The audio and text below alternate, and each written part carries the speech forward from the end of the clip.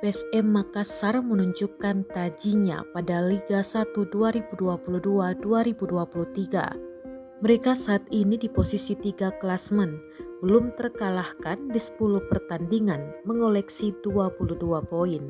Skuad Laskar Pinisi telah menjebol gawang lawannya 18 kali, sebanyak 12 kali cetak gol lewat open play atau permainan terbuka. Pengamat sepak bola Syamsuddin Umar mengatakan PSM Makassar memiliki desain konsep dalam bermain, baik secara tim maupun kualitas individu pemain. Hal itu tak lepas dari tangan pelatih PSM Makassar, Bernardo Tavares. Tavares dinilai memiliki konsep open play sedemikian rupa untuk cetak gol.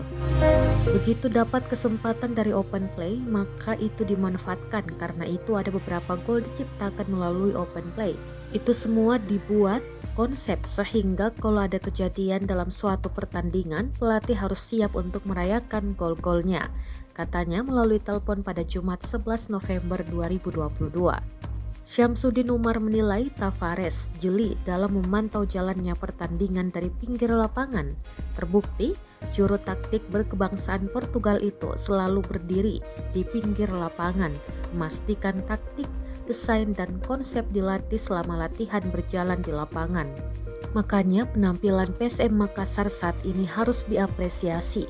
Seluruh orang dalam tim benar-benar bekerja maksimal.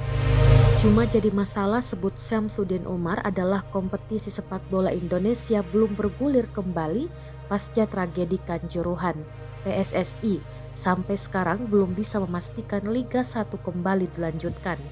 Tentu hal ini akan mempengaruhi konsep pelatih sebab pelatih memiliki tes performa yang diinginkan dalam suatu permainan.